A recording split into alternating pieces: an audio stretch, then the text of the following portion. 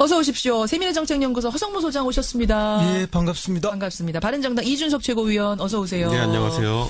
오늘 두 분이 커플룩이세요. 아주 멋진 양복을 차려입고 오셨는데 네.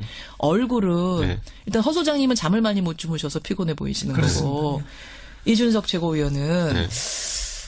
사실은 제가 농담조로 지금까지는 네. 허 소장님 우리 그랬잖아요. 바른정당 어떡합니까? 농담조로 이랬는데 오늘은 정말 웃음기를 쏙 빼고 제가 나라 이름 표정으로 지금 아니 바른정당 진짜 어떻게 되는 거예요? 아니 근데 이제 충격파라는 거는 이게 몇 달 전부터 이제 탈당하신 분들이 속된 말로 을러댔던 거기 때문에 그렇게 뭐 크진 않지만은 당장 그래도 현실적으로 예를 들어 사무처 직원들 중에서 예를 들어 이제 나가야 될 사람들도 있고 왜요? 이제 정당 보조금이 줄어드니까 월급을 못 주는 상황. 그리고 국회 수석 전문위원 같은 경우 9분 이제 뭐 그냥 그만둬야 돼요 그분들은 뭐 이런 것들이 있고 예를 들어 그 중에 뭐 그만두진 않지만 적어도 저희 사무처 직원 중에 한 명은 이번 주 토요일 날 결혼하는데 지금 뭐 어느 누구에게도 지금 뭐 축하해달라고 할 수가 없는 그런 청렴 돌리기 좀 뻘쭘한 상황이 돼버렸고 직장이 어떻게 될지도 모르는 이런 불안한 그래서 상황. 전체적으로 뭐 분위기가 다운돼 있죠. 다운돼 있는 건 맞죠. 그렇죠, 그렇죠. 페이스북에다가 어제 이준석 최고가 휴대폰 문자 메시지 받은 거 하나 공개하셨죠. 요게 어제 저녁에 상당한 화제였습니다. 저도 보고 조금 놀랐어요. 내용이 뭐였죠? 그러니까 이제 탈당하면서 이제 이게 어디까지 문자가 돌아왔는지 잘 모르겠는 게 이제 돌린 분들은 원외위원장들에게 돌렸다라고 이제 이야기하는데 뭐 사무처에서도 이걸 받은 분이 있다는 얘기가 있고 내용이 뭐예요? 내용이. 그러니까 바른정당인 당원 중에 자유한국당 입당하고 싶은 분은 뭐 예를 들어 탈당계, 그러니까 탈당계랑 입당계, 그러니까 바른정당 탈당계랑 자유한국당 입당계 링크를 걸어가지고 오셨거든요. 그래가지고 그걸 제출하면은 일괄로 제출해주겠다 이런 얘기인데 이게 솔직히 말하면 그게 누구 명의로 나왔냐면은 그 보수통합추진위원회라고 이제 그때 구성하겠다고 했던 거. 그래서 강길부, 김용태, 황현철 의원 이름으로 나왔는데 그렇죠. 솔직히 말하면은 이 바른정당을 나가는 게 사실 좀 미안한 자세가 있어야 된다는 생각을 전 했거든요. 그러니까 나가면서도 그러니까 어제 동지들에 대한 이 문자도 그랬지만은 어제 정론관에 국회에 서가지고 이제 8분이 서가지고 발표한 기자회견문을 보면서 저는 일부러 전문을 읽었어요. 다른 분들은 방송으로 그냥 발췌된 걸 보셨겠죠. 전문을 읽었는데 거기 어디에도 지금까지 바른정당 내 구성원들에게 같이 있으면서 뭐 하지 못했던 것들 아니면 남아서 해달라면 미안함의 구석이 하나도 없어요. 그러니까 이게 저는 깜짝 놀랐어요. 저랑 다 친한 분들인데도 불구하고 나갈 때 그 생각이 하나도 안 들었나? 뭐 이런 생각이 들어가지고. 배신감 같은 거, 동지에 대한 비애감 같은 거. 이준석 의원은 친하다 생각했는데 그분들은 아무도 친하다 생각 안 했던 거 봐. 그러니까요. 아니. 짝사랑이었던 겁니까? 아니, 그러니까 저는 진짜 그래도 1년 동안 예를 들어 바른정당에서 있으면서 뭐 희노애락이 있었으면은 거기에 뭔가 그런 부분을 정리를 했을 것 같은데 그게 아니라 너무 당당하게 우리는 보수 재통합을 위해서 뭐 큰 물로 갑니다. 뭐 이런 느낌의. 갑니다. 그리고 탈당하고 싶으신 분들 저희와 함께 이쪽으로 보내주세요. 788-0146 팩스번호 입당하고 싶은 분 784-5078 뭐 팩스번호 이런 거를 문자를 돌리니까 남아있는 분들의 배신감 같은 게 있었던 거군요. 그러니까 이게 참 흔히 있는 일은 아니지만은 이런 일도 있구나 하는 생각이 듭니다. 우리가 지금 이별의 문화가 정당에서도 그렇고 또 뭐 부부끼리 간혹 이혼할 경우에도 그렇고 깔끔하고 편한 그런 이별이 아니라 항상 뭐 원한을 남기고 이런 뭐 감정을 굉장히 나쁘게 해서 헤어지는 그런 문화가 그대로 있는. 아름다운 이별은 유행가 가사에만 존재하는 거예요. 형용모순이죠. 그렇군요. 바른정당. 그러면 이제 뭐 어떻게 이렇게 됐습니다. 앞으로 어떻게 될 건가? 바른정당의 미래 어떻게 보세요? 뭐 제가 봤을 때는 어차피 11명 의원들 남은 분들 그리고 남은 다른 당원들이 어떻게 추스리냐가 문제예요. 그렇죠. 그게 앞으로 이제 한 3, 4일 정도 내에 이제 어느 정도 윤곽이 잡힐 것 같은데. 의원 11명 남았죠. 그게 잘 추스려지면은 11명으로 또 이제 또 하던 거 계속 이어나가는 거고. 여기서 이제 만약 관리가 잘 못 되면은. 그러니까 그러면은 이제 또 질의멸렬한 상황이 올 수 있기 때문에. 여기서 질문 드리겠습니다. 11명은 공고합니까? 제가 솔직하게 말씀드리면 오늘 현재 상황으로는 아닙니다. 그렇기 때문에 그건 왜냐하면 이제 제가 마지막 의총회 이제 그때 20명이 모였을 때 마지막 의총회 제가 갔는데 그때 마지막에 이제 그걸 좀 중재해 보려는 노력이 이제 있었죠. 중간에 예를 들어 정병국 의원이라든지 김세현 의원 통합전대 같은 걸로 통합전대도 있고 전대 연기 뭐 이런 얘기가 있어요. 일단은 연기하고 좀 시간을 갖자 이런. 근데 그게 마지막에 이제 합의점이 좀 나올 것 같이 됐는데 그게 이제 그래서 솔직히 밖에 기다리던 기자들은 밤 12시 돼가지고도 야, 이거 우리 기사 다시 다 써야 되는 거 아니냐 이런 위기를 느낄 정도로. 이거 봉합되는 거 아니야? 예. 뭔가가 나오는 거 아니야? 이런 게 12시쯤에는 갔군요. 그렇죠. 그래가지고 그 지점까지 갔었는데 예. 마지막에 이제 그 통합전대랑 전대 연기에 대해 가지고 이제 완고히 반대 의견을 가진 분들이 있어가지고 결국에는 타결이 안 되고 제 갈 길을 가겠다라고 선언한 거기 때문에 예. 그에 대한 아쉬움을 가진 분들이 좀 있어요. 당시에. 그러니까 11명이 남긴 남았지만 네. 그 안에도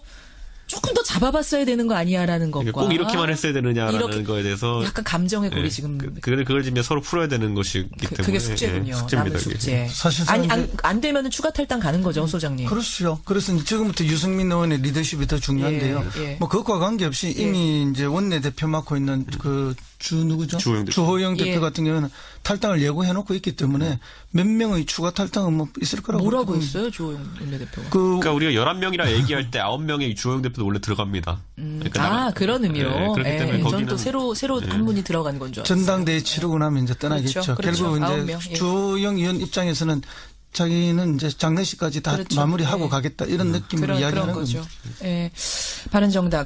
이제 제가 혹시 이거 오늘 하한가로 뽑아오신 분 없습니까? 바른정당? 제가 뽑아왔습니다. 성무 소장님이. 네, 탈당파들을 뽑았는데요. 뽑아오셨죠. 원래 이게 정치라는 것이 이제 명분과 실리를 잘 조율해가면서 하는 건데 특히 이제 분당, 탈당, 뭐 합당 이런 거에는 명분이 굉장히 중요하거든요. 명분 중요하죠. 물론 이제 내면적으로는 정치적 계산이 다 들어있지만 이 명분 결국 포장지입니다. 포장지가 근사해야만 국민들이 거기 동의를 해주고 그게 탄력을 받는데 그게 정치죠. 이분들은 뭐 어떤 명분도 없어요. 왔다 갔다. 포장이 잘 안 됐다고 보세요? 그렇습니다. 박근혜 전 대통령 출당이 명분이었죠. 포장이었잖아요. 그거 아니라고 보세요. 최악의 명분으로 간 거죠. 그래 이제 그것만 가지고 부족하니까 이제 포장을 조금 더 한 게 뭐 문재인 정부의 포퓰리즘을 막기 위해서 한다. 이렇게 보수가 뭉쳐야 한다. 뭐 조금 그건 말이 안 되는 거죠. 뭐 자기 지지자 일부는 동의하겠지만 대부분의 국민들은 동의하지 않는 거라서 자건 이 지방선거를 앞두고 일어난 대탈출극. 뭐 졸렬한 어쨌든 탈출극이다 이렇게 보입니다. 대탈출. 그러니까 저는 이게 이해가 안 가는 게 문재인 정부의 포퓰리즘 막기 위해 가지고 보수가 통합되었다는 말이 얼마나 이제 모순이 있냐면은 원래 교섭단체가 많으면 많을수록 여당은 귀찮습니다. 무슨 말이냐면 정당수가 많을수록 교섭단체가 특히 많을수록. 왜냐하면 방송에서도 방송가에서도 그 원칙이 뭐냐면은 예를 들어 뉴스 리포트를 낸다 그러면은 교섭단체 순서대로 해가지고 교섭단체까지는 종정을 동일한 분량으로 거의 냅니다. 맞아요. 그렇기 때문에 예를 들어 이런 거죠. 문재인 정부를 비판할 주체가 예를 들어 자유한국당 하나만 있느냐 아니면 자유한국당과 바른정당이 같이 뉴스에 나가느냐 의견이는 굉장히 큰 차이를 가집니다. 그런데 그런 것들을 무시하고 예를 들어 그럼 이제 예를 들어 어떤 토론회를 간다 보세요. 공식적인 토론회 같으면은 이제 자유한국당, 국민의당 그다음에 더불어민주당 이렇게 3명만 앉아 있는 거랑 바른정당 1명 더 앉아 있는 거는 무게감이 압박감이 다르네요. 2대1 구도냐 2대2 구도냐 그렇죠. 차이가 있는데 불구하고 다르죠. 왜냐하면 이걸 똑같이 했던 게 뭐냐면은 박근혜 정부 시절에 국민의당이라는 교섭단체가 하나 더 생김으로 인해 가지고 항상 어딜 가더라도 여당은 2대1 구도로 이제 비판을 받을 수밖에 없는 구도인데 이게 사실 우리 살면서도 친구들끼리 가가지고 고깃집에서 3명이 앉아가지고 정치 얘기할 때 2대1 구도로 돼 있으면 굉장히 불리하거든요. 근데 그런 걸 생각하지 않고 2대1이냐 3대1이냐는 천지 차이죠. 2대1이냐 2대2냐는 굉장히 중요한 건데 그거 이제 고깃집 이론으로 봐도 그런데 그걸 지금 뭐 정당이 교섭단체가 줄어들면 오히려 문재인 정부 비판하는데 유리하다라는 명분이 안 된다는 말씀이세요. 명분도 안 되고 말도 안 됩니다. 자 그러면 이제 어떻게 되느냐인데 혹시 오늘 하한가로 국민의당 쪽 잡아오신 분 계세요? 저는 국민의당에서 안철수 대표 전 잡아오셨을 줄 알았어요. 오늘 바른정당 얘기를 하다 보면 국민의당 얘기까지 가게 됩니다. 지금 국민의당 상황이 급격하게 좀 변하는 모습이 보여요. 유성엽 의원이 일단 깃발을 들고 나왔습니다. 안철수 대표를 격렬하게 비판을 했죠. 그러지 안 대표도 지지 않고 또 비판을 했고. 근데 이제 안철수 대표 하한가는 이준석 의원이 잡았습니다만은 제가 봐도 조금 생뚱맞은 느낌이 많아요. 어떻게? 지금 오로지 이제 반문 발언만 반복해서 하고 계신데 그것이 국민의당 지지율을 올라가지 않거든요. 본인이 이제 당 대표 될 때 내가 돼야만 지지율을 올릴 수 있다 이런 논리가 있었는데 실제 당 대표 되고 지지율이 전혀 안 올라가고 있습니다. 그리고 당 대표 되고 난 뒤에 이제 반문 발언만 계속하는데 그것이 호남 정서나 일반 국민의 정서에 많이 어긋나는 게 많아요. 그렇게 되면은 내년 지방선거를 앞두고 있는 지역의 구체적 지역구 의원, 호남 의원들은 굉장히 힘들고 불안해요. 지금 저게 우리 호남 정서를 반영하는 건가라는 생각이 호남 의원들은 드는 거고요. 그러면서 유성엽 의원이 뭐라고 했냐면 이렇게 정확하게 말했습니다. 대선에 패배한 사람은 죄인이다. 반성하고 자숙해야 정상이다. 그래서 안 대표에게 당대표 나서지 말라고 했던 거다. 지금도 당의 미래를 위해 중대한 결단이 필요하다. 이거는 물러나란 얘기잖아요.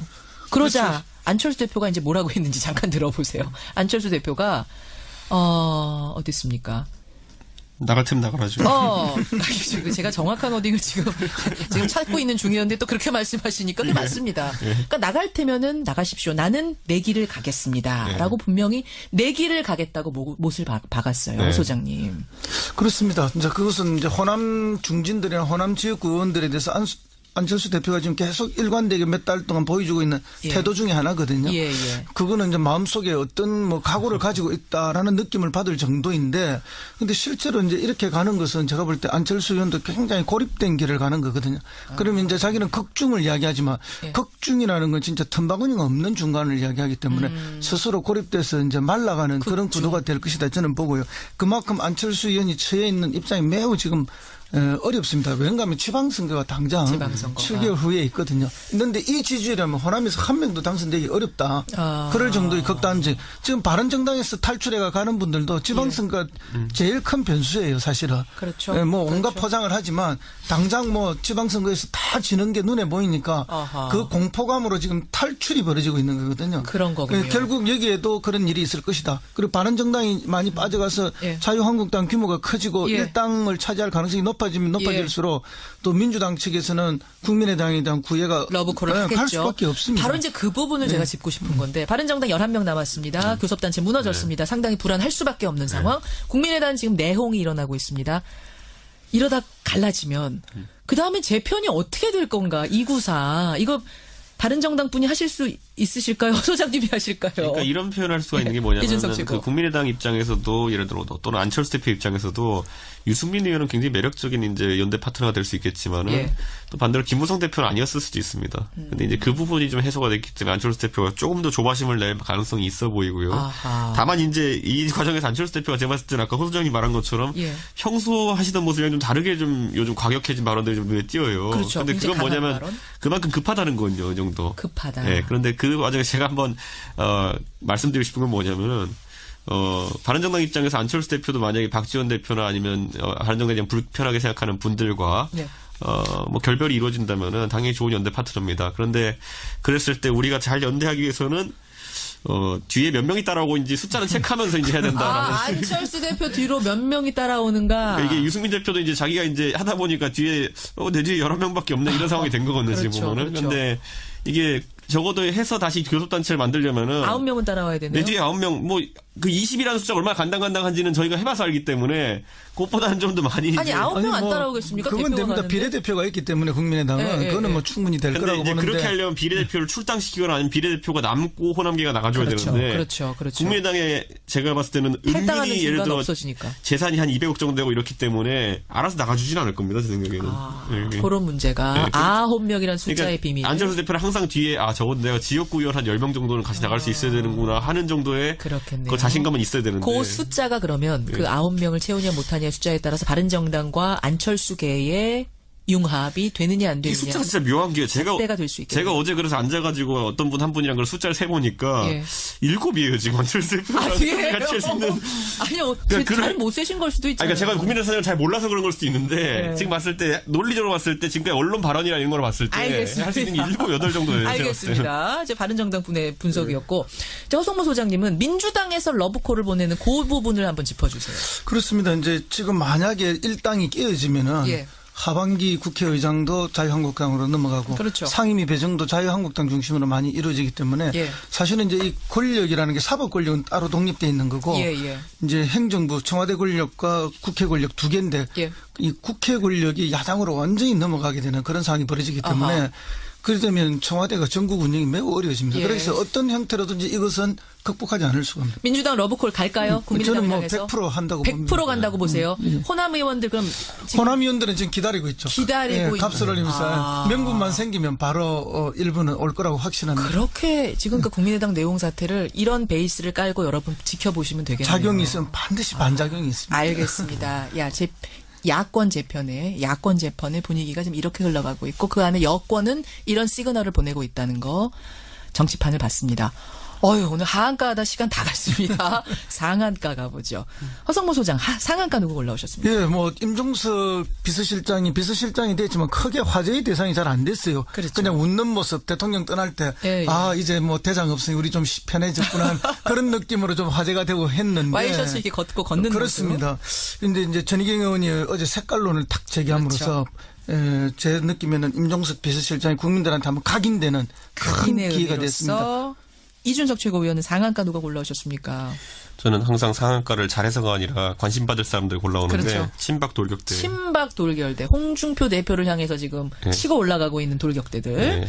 잠깐 기다리세요. 허성모 소장. 임종석 비서실장. 전희경 의원의 국감 발언 때문인 거죠? 그렇죠. 뭐 이제 어쨌든 색깔론, 전대협 주사파 이런 이야기를 했는데 정확하게 뭐라 그랬어요? 전희경 의원이. 그러니까 전대협 주사파들이 청와대를 다 장악하고 있다. 또 그 전대협 출신들의 실력이 부족하니까 지금 청와대 내부 실력이 부족하고 뭐 이런 이야기예요. 그래서 뭐 지금 인사도 그렇고 잘 안 되고 있는 거 아니냐 이런 주장을 했는데 실제 이제 임종석 비서실장은 뭐 전대협을 했던 거 맞고 전대협 의장 출신이고 임수경 씨가 북한을 방문하게 하는 등 그 시대에 뭐 어마어마한 그 중심에 있었던 게 사실이죠. 그래서 4, 5, 60대들은 임종석이라 이름만 들어도 어떤 사람 다 합니다. 근데 20, 30대는 임종석을 잘 몰라요, 사실은. 모릅니다. 근데 그런 임종석을 전 세대 다시 각인시켜 준 거예요, 이게. 근데 사실은 플러스라고 보세요? 저는 플러스라고 보죠. 색깔론 재개봐야 지금 먹힙니까? 일부 자기 극단적 지지자만 좋아하지. 그리고 이런 말이 있지 않습니까? 뭐 20대에 어떤 변혁을 꿈꾸지 않는 젊은이는 쓸데없는 뭐 쳐다볼 만한 이런 가치가 부족한 사람이다라고 이야기하지만 또 40대가 넘어서도 20대의 생각만 갖고 살면 그 사람들도 뭐 별 볼 일 없는 사람이다. 이런 이야기 우리 하지 않습니까? 임종석은 가장 빨리 변신시킨 사람이에요. 그런 운동권 학생에서 빨리 현실 정치인으로 그렇죠. 변화하면서 빨리빨리 정리했고 재선 의원을 냈고 당의 사무총장을 냈고 그리고 서울시의 정무부시장을 했고 지금 비서실장이 돼 있는 거거든요. 이런 경로를 보면 자기의 가장 유망되는 정치인인데 그게 잘 부각이 안 되고 있었는데 전희경 의원이 인지도 쑥 올라간 겁니다. 완전히 띄워준 거죠. 오히려 그렇게 보세요. 그렇습니다. 자, 이준석 최고위원은 상한가 친박 돌격대. 지금 자유한국당에서 누구예요? 이렇게 홍준표 대표에 대해서 그 불만을 갖고 있는 사람들. 그 홍준표 대표의 이제 전략이라는 건 뭐냐면은 결국에는 이제 바른정당 탈당파 지난번에 나간 13명이랑 이제 나간 9명 해가지고 한 22명 정도와 연대해가지고 결국에는 이번 돌아오는 12월에 원내대표 선거를 이겨야 됩니다. 그리고 원내대표 선거를 이긴다는 것은 그게 바로 제가 봤을 땐 친박 청산의 의미가 어느 정도 있거든요. 왜냐하면 원내대표가 되면은 그 밑으로 의원도 다 줄 세울 수 있습니다. 그렇죠. 왜냐하면은 그 상임위 배분이라든지 상임위원장 배분에 이게 결정적인 역할을 하기 때문에 그런데 지금 이 와중에 친박들도 그걸 알아요. 그래서 13명 지난번에 갔을 때 이분들이 13명을 거의 무용지물로 만들기 위해서 노력했거든요. 가면 뭐 사과해라부터 시작해가지고 뭐 복당 받아들일 수 없다 완전 면박을 다 주면서. 모욕적인 발언도 많았죠. 그러다 보니까 이번 9명에게도 이제 슬슬 시작하고 있는 겁니다. 이래가지고 힘을 다 빼놓고 시작해야지 본인들이 경쟁에서 유리하다 보기 때문에.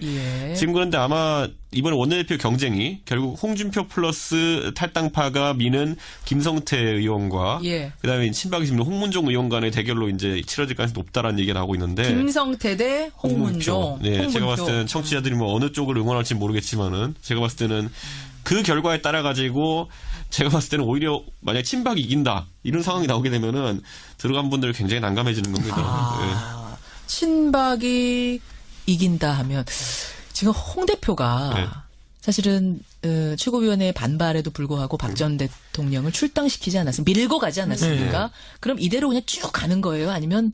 아니 저는 뭐 여기에서 끝난다고 봅니다. 이건 정리가 된 거라고 보세요? 최경환 의원은 못 밀어낸다. 못하니까. 또는 못 밀어내는 것이 아니고 안 밀어낸다고 봅니다. 이 정도로 그렇습니다. 딜하고 우리가 항상 것이다. 얘기했듯이 밀어내면 자기 불신임 투표거든요. 그거는 신임 불신임 투표가 되기 때문에 리스크 안 걸 것이고 이미 탈당파가 왔기 때문에 소기의 목적은 달성했다는 생각에 더 이상 안 할 겁니다. 그런 것도 있지만 정치는 세거든요. 그래서 일당이 돼야 되는데 현역 의원들 밀어내버리면 일당 되는데 방해가 돼요. 그런 문제도 있고 그다음에 이제 친박 핵심을 밀어내버리면은 들어오는 김무성 의원의 발언권이 너무 세져요. 그러게 되면 오히려 홍준표 대표 자신이 위해소해질 가능성이 있습니다. 그러니까 두 세력을 절절하게 싸움을 시켜놓고 있어야만이 자기도 독자적으로 중간에서 위치와 역할을 제대로 할 수 있는 거예요. 그래서 세 개의 계파가 이미 만들어진 거예요. 그렇게 되는 거군요. 그렇게 되는 거군요. 오늘은 정치판이 상당히 복잡하게 돌아가고 이게 다 선거 때문인 거죠, 결국은. 그렇습니다. 지방선거 다가오면서. 선거와 권력투쟁. 선거와 권력투쟁. 예, 이 복잡한 판을 이 두 분의 입을 통해서 오늘 좀 읽어봤습니다. 이런 지식들을 가지고 여러분 따라가시면 될 것 같아요. 자, 오늘 뉴스닥 보드 닫기 전에 제가 시작하면서 여러분들한테 말씀드렸던 거 있죠. 개 입마개. 문자가 오늘 라디오 재판정이 아닌데도 많이 들어왔네요. 68대 32. 강영욱 개훈련사의 입장을 여러분 설득을 다 들으셨는데도 입마개 하자가 더 많아요. 하자가 더 많아요. 이번 개물림 사고 정말 충격적이고 그동안 사실은 반려견들 때문에 좀 속상한 분들이 많으셨나 봐요. 개 입마개를 해야 한다 쪽이 68%. 아니다. 이렇게 획일적으로 씌우는 거는 반대한다 쪽이 32%로 지금 청취자들 문자 보낸 청취자들이 한해서는 이렇게 나왔습니다. 어떻게 생각하세요? 저는 뭐 사실 근데 규제를 하려면 끝이 없는 게 전 동네에서 이거 길게 가시면 안 돼요. 그러니까 시간이. 작은 개 5마리 끌고 다니는 것도 있거든요. 그거 무서워요, 그것도. 이런 소식을 전하면서 오늘 뉴스닥 두 분과도 인사 나누죠. 고생하셨습니다. 네, 고맙습니다. 고맙습니다. 세미래정책연구소 허성무 소장, 바른정당 이준석. 이 반대 의견을 가진 분들이 있어가지고 결국에는 타결이 안 되고 제 갈 길이 가겠다라고 선언한 거기 때문에 예. 그에 대한 아쉬움을 가진 분들이 좀 있어요. 당연히. 그러니까 11명이 남긴 남았지만 네. 그 안에도 조금 더 잡아봤어야 되는 거 아니야라는 것과 꼭 이렇게만 했어야 되느냐라는 거에 대해서 약간 감정의 골이 지금 그걸 지금 서로 풀어야 되는 것이기 때문에 그게 숙제군요. 숙제입니다. 남은 숙제. 사실상 안 되면은 추가 탈당 가는 거죠, 소장님. 그렇죠. 그래서 이제 지금부터 유승민 의원의 리더십이 더 중요한데요. 예. 뭐 그것과 관계없이 이미 이제 원내대표 맡고 있는 그 누구죠? 주호영 대표 같은 경우는 탈당을 예고해놓고 있기 때문에 몇 명의 추가 탈당은 뭐 있을 거라고. 뭐라고 했어요, 주호영 원내대표가? 그러니까 우리가 11명이라 얘기할 때 9명의 주호영 대표도 원래 들어갑니다. 그러니까 그런 의미로. 그렇기 때문에 저는 또 새로 한 분이 들어간 건 줄 알았어요. 전당대회 치르고 나면 이제 떠나겠죠. 그렇죠. 결국 이제 주호영 의원 입장에서는 자기는 이제 장례식까지 다 마무리하고 가겠다 이런 느낌으로 이야기하는 거죠. 예. 바른정당.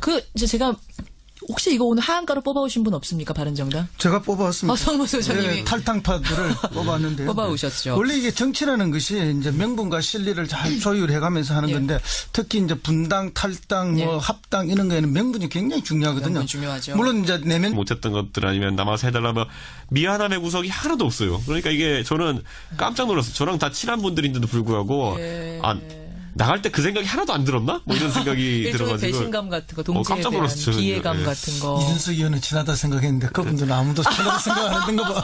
그러니까요. 아니. 짝사랑이었던 겁니까? 그러니까 저는 진짜 그래도 1년 동안 예를 들어 바른정당에서 있으면서 뭐 희노애락이 있었으면은 거기에 그렇죠. 뭔가 그런 부분을 정리를 했을 것 같은데 그게 아니라 너무 당당하게 우리는 보수 재통합을 위해서 뭐 큰 물로 갑니다. 뭐 이런 느낌의. 갑니다. 그리고 탈당하고 싶으신 분들 저희와 함께 이쪽으로 보내주세요. 788-0146 팩스번호. 입당하고 싶은 분 784-5078 팩스번호 이런 거를 문자를 돌리니까 남아있는 분들의 배신감 같은 게 있었던 거군요. 그러니까 이게 참 흔히 있는 일은 아니지만은 이런 일도 있구나 하는 생각이 듭니다. 우리가 지금 이별의 문화가 정당에서도 그렇고 또 뭐 부부끼리 간혹 이혼할 경우에도 그렇고 깔끔하고 편한 그런 이별이 아니라 항상 뭐 원한을 남기고 이런 뭐 감정을 굉장히 나쁘게 해서 헤어지는 그런 문화가 그대로 있는. 아름다운 이별은 유행가 가사에만 존재하는 거죠. 형용모순이죠.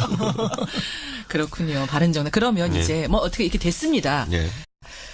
어서 오십시오. 세미래정책연구소 허성무 소장 오셨습니다. 예, 반갑습니다. 반갑습니다. 바른정당 이준석 최고위원 어서 오세요. 네, 안녕하세요. 오늘 두 분이 커플룩이세요.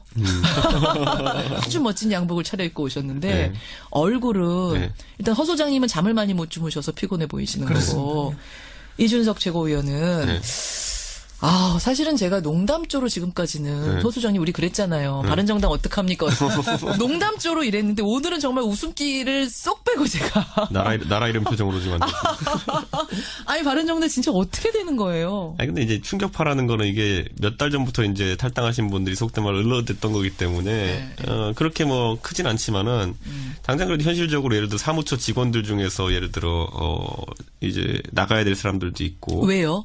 이제 정당 보조금이 줄어드니까 월급을 못 주는 상황. 그리고 국회 수석 전문위원 같은 경우 9분 이제 뭐 그냥 그만둬야 돼요 그분들은 뭐 이런 것들이 있고 예를 들어 그 중에 뭐 그만두진 않지만 적어도 저희 사무처 직원 중에 한 명은 이번 주 토요일 날 결혼하는데 예. 지금 뭐 어느 누구에게도 지금 뭐 축하해달라고 할 수가 없는 그런 청장 돌리기 좀 뻘쭘한 상황이 돼버렸고 직장이 어떻게 될지도 모르는 이런 불안한 상황. 그래서 전체적으로 뭐 분위기가 다운돼 있죠. 다운돼 있는 건 맞죠. 그렇죠, 네. 그렇죠. 페이스북에 앞으로 어떻게 될 건가? 바른정당의 미래 어떻게 보세요?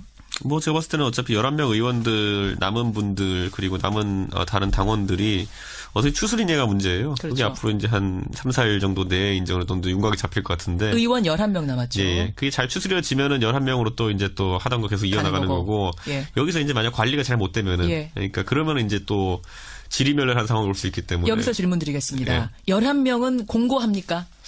제가 솔직하게 말씀드리면 오늘 현재 상황으로는 아닙니다. 그렇기 때문에 그건 왜냐하면 이제 제가 마지막 의총회 이제 그때 20명이 모였을 때 마지막 의총회 제가 갔는데 예. 그때 마지막에 이제 그걸 좀 중재해 보려는 노력이 이제 있었죠. 중간에 예를 들어 정병국 의원이라든지 김세현 의원 통합전대 같은 걸로? 네, 통합전대도 있고 전대 연기 뭐 이런 얘기가 있어요. 일단은 연기하고 좀 시간을 갖자 네, 이런. 근데 그게 마지막에 이제 합의점이 좀 나올 것 같이 됐는데 그게 이제 그래서 솔직히 밖에 기다리던 기자들은 밤 12시 돼가지고도 야, 이거 우리 기사 다시 다 써야 되는 거 아니냐 이런 위기를 느낄 정도로. 이거 봉합되는 거 아니야? 네. 뭔가가 나오는 거 아니야? 이런 게 12시쯤에는 갔군요. 그렇죠. 그래가지고 그 지점까지 갔었는데 마지막에 이제 그 통합전대랑 전대 연기에 대해 가지고 이제 완고. 게다가 어제 이준석 최고가 휴대폰 문자 메시지 받은 거 하나 공개하셨죠. 요게 어제 저녁에 상당한 화제였습니다. 저도 보고 조금 놀랐어요.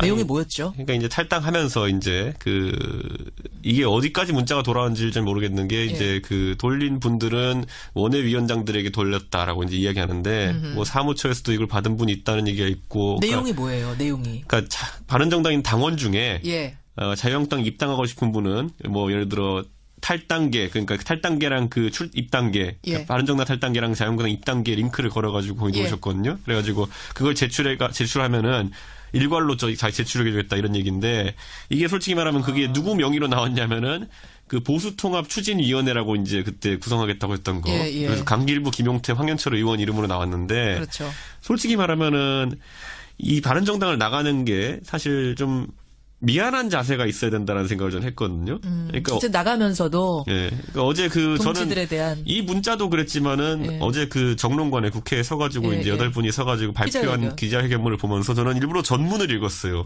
다른 분들은 방송으로 그냥 발췌된 걸 보셨겠죠. 전문을 읽었는데 거기 어디에도 지금까지 바른정당 내 구성원들에게 같이 있으면서 뭐 하지